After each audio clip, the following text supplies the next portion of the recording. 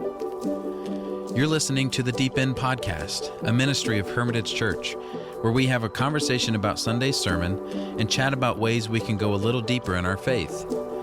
I'm Hunter Steinmetz, and I'm one of the pastors here at our church. Every week, we will listen in on a conversation with the preacher from this week about deeper theological pieces of the sermon and suggested practices on how we can embody this word and allow it to seep into our skin. We hope that this podcast will become a part of your weekly faith journey on your drive into work, as you do the dishes, or as you sip your coffee on Tuesday mornings. Thanks for jumping into the deep end with us. Let's listen in on this week's conversation. Welcome back to the Deep End Podcast. I'm Brad. And I'm Hunter. Today's conversation kind of will be personal. It's about how we think about what we have, and that is not just finances. It spans into many different things. It can be what gifts we have, it could be many different things. And it kind of leads into how that thinking shapes what we're willing to risk. Specifically, we're going to talk about abundance, fear, and why we can often have kind of a darkened imagination, I guess, and how it's important to have a renewed imagination to see how abundant our community is that we live in, particularly our congregation here at Hermitage Church. So we're exploring two key texts today. Matthew chapter 25, verses 14 through 30, which is the parable of the talents, and Acts chapter 11, verses 19 through 26. And these passages give us a picture of what it looks like to be entrusted with resources and then challenged to use them boldly for God's kingdom.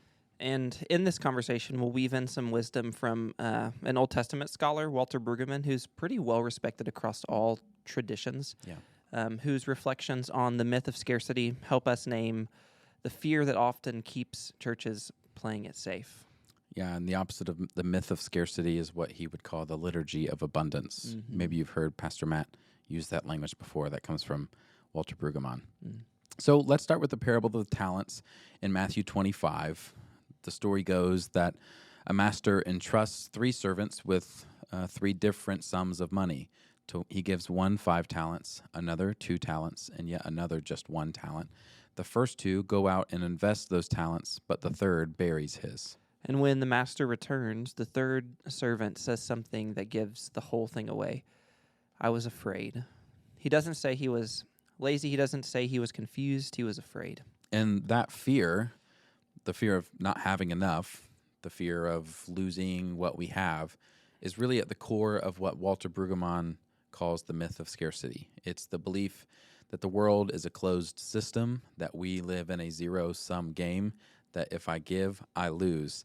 And really, Walter Brueggemann's narration of the myth of scarcity comes out of the Exodus story, that they were a people who were enslaved for so long in Egypt. Mm-hmm. That they're the people who, through the wilderness, they just got rescued. So, from the mighty hand of God and all these crazy things that happen. Mm. And as they're walking through the wilderness, they're like, why don't we go back? I think it was better to be a slave than to be out here in the wilderness. We don't even have food to eat. So then that's when God gives them manna and daily bread, that it's enough for each day. But they begin to believe that there is not enough. Mm-hmm. And what God is trying to disciple them and retrain their mind to think is that, no, there is enough. What I give you, it's enough for today. If you take some for tomorrow, it will spoil. Yeah. You have to believe that what I'm giving you is enough for today, and don't believe the myth of scarcity that Pharaoh was trying to get you to believe in. Yeah, Jesus is calling that myth out directly here, too. Because the servant wasn't punished for being unsuccessful. He was called wicked and lazy for not even trying. Fear made him bury what he had, and that's the danger of a scarcity mindset. It paralyzes the mission. And this is kind of what's crucial.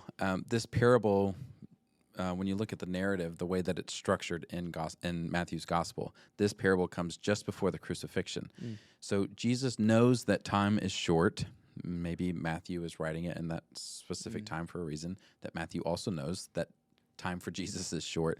He's warning his disciples, I am giving you something real, something of value, and it is not meant to be buried. You have to, when I'm gone, you have to do something with this. So don't hide it. don't just try and preserve it, but multiply it, give it away. Yeah, and now we'll shift a little bit to Acts 11. The church is under pressure here. Persecution scatters believers out of Jerusalem. But instead of circling the wagons, they start planting seeds. They start preaching, and especially in Antioch. And this isn't just the apostles. They are unnamed believers here too. There is no there's no budget, there's no committee, there's no blueprint. It's just people who knew Jesus and did not know how to just keep that to themselves. They had to give it away. Yeah, the church in Antioch becomes one of the most influential Christian communities in history. Paul and Barnabas teach there, missionaries are sent out from there, and the term Christian is first used there. And then so what we see here is a move from control to trust and from preservation to participation. It's exactly what Jesus was getting at in the parable, that these believers did not bury the gospel, but they scattered it. They acted as if they already had enough to obey. For those of you who, either listen to the podcast or come on Wednesday nights, you've probably heard us mention that Brad and I co-teach a Genesis class on Wednesday nights. And one of the most important parts of Genesis 1 through 11, which is kind of its own narrative structure, it's kind of like a primeval history of the world and how God was dealing with the early histories of humanity, whereas 12 through 50 is more the stories of the patriarchs, Abraham, Jacob, Isaac, Joseph.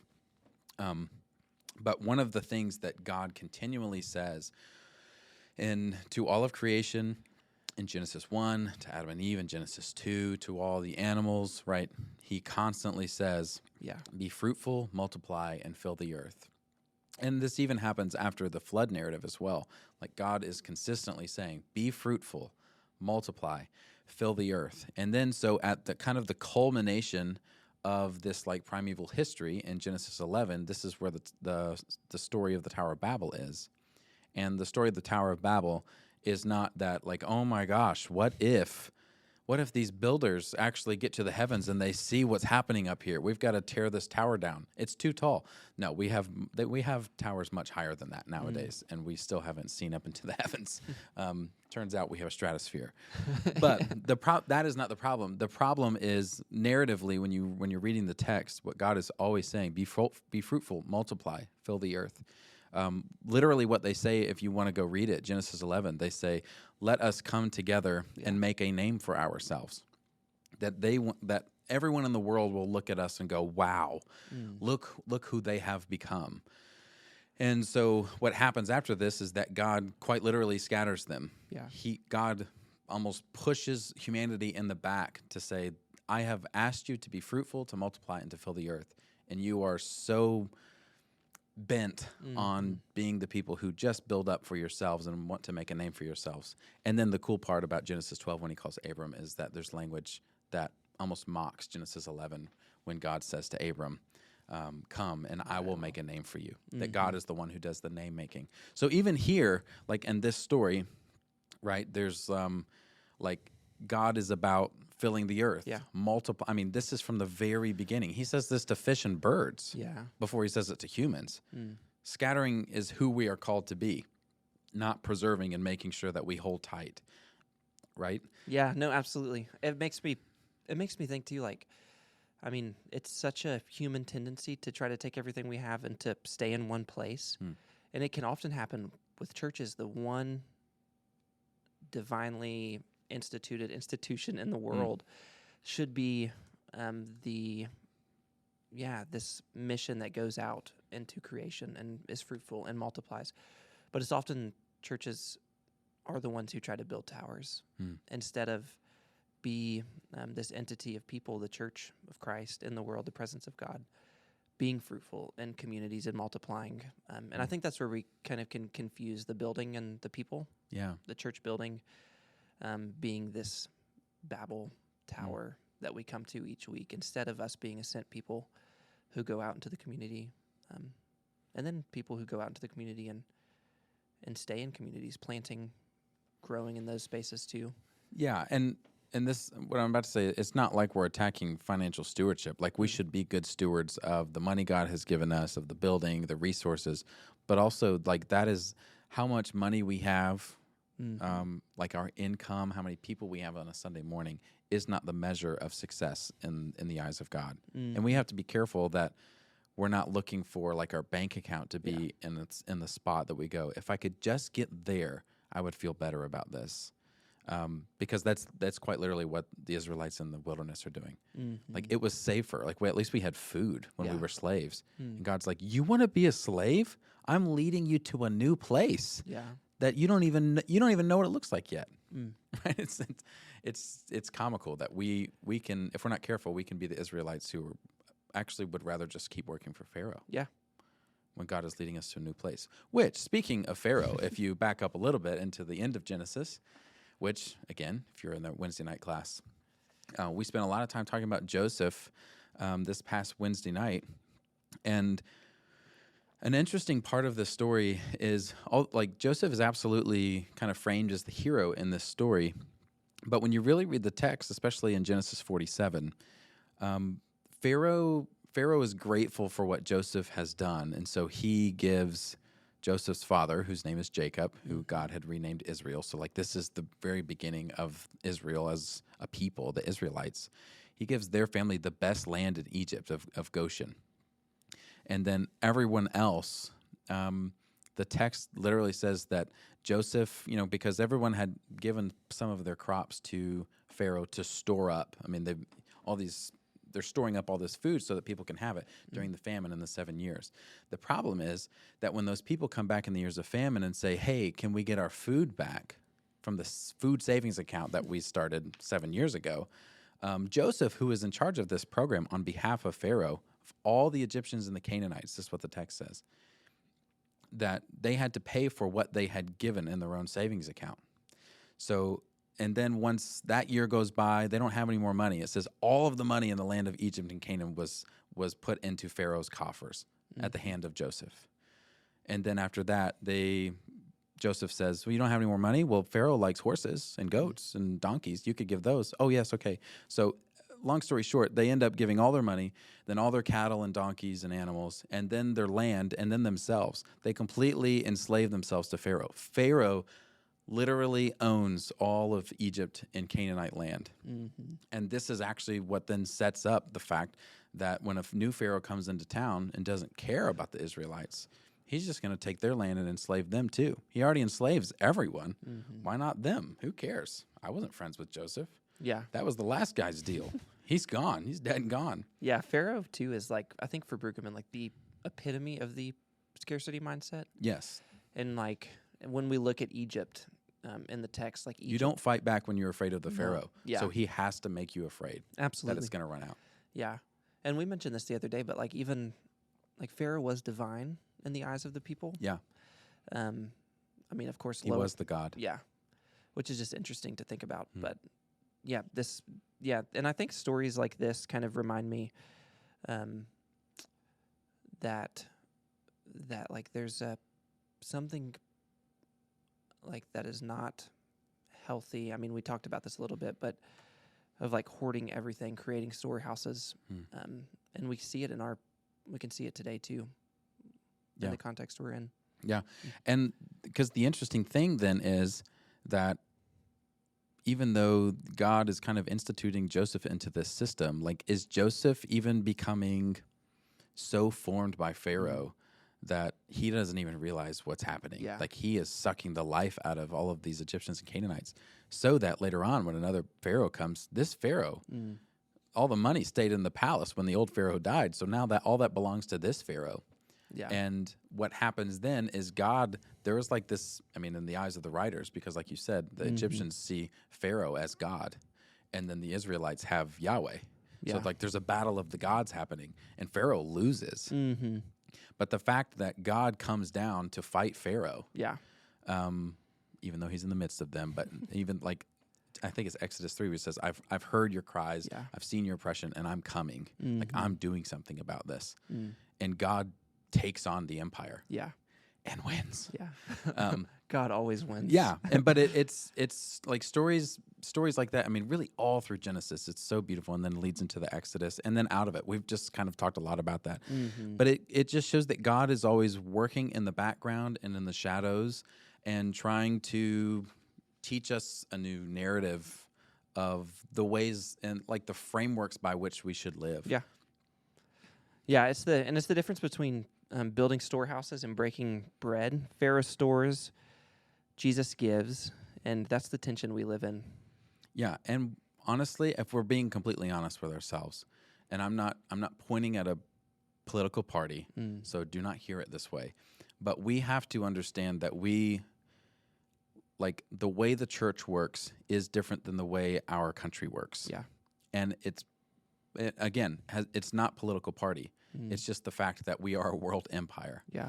We have to be very careful of the ways that we are not more formed by Pharaoh's economy in America than we are by the economy of Jesus and Yahweh in the wilderness of daily bread mentality. And yeah, it doesn't make sense, and you should give it all away. So we kind of want to land with these two images, two mental pictures, if you will, that we hope that you will carry with you this week. The first image is don't bury the gold. Whatever God has given you, your time, your story, your talents, your relationships, don't protect it out of fear. Invest it, offer it, risk it for the kingdom. And the second image is to scatter and trust, or if it helps you be fruitful, multiply, fill the earth, and trust, because that's what God does at the end of Genesis 11. The early church, and really every character in Scripture, does not grow by clinging to what it has. It grows by scattering people, prayers, presence, and God does not multiply what we try to hold on to so tightly. He multiplies what we let go of and trust him with, because God is the one who multiplies. It's not us anyway. Yeah, and Brueggemann's voice echoes here again. God's abundance is always on the other side of our fear. So what if the only thing stopping us from seeing God move is the fact that we're still holding on? So let's pause. Take a deep breath. If you're listening while you're driving or walking, let this be kind of a sacred interruption for you. Yeah. And we hope that we can ask the Spirit even, what am I hoarding? What am I afraid to give? What have I been treating as not enough? And what would it look like to scatter or to be fruitful, to multiply, to fill the earth? And even just one small thing this week. Yeah. And a practical way to do that would be to talk to someone this week about where you've been stuck in a scarcity mindset and ask them to pray for courage to risk, to give, and to trust again. We believe that that our church is already very rich. It's rich in people. It's rich in resources, rich in the Spirit, rich in stories. We need God to give us the eyes to see our richness and to give us the kingdom mindset that we are not called to be hoarders who build storehouses for ourselves, but to be the people who invest it and give it away so that God can do something with it. Yeah. Thanks for joining us today on The Deep End. And we pray that this week the Spirit will open your eyes to the abundance that's all around you.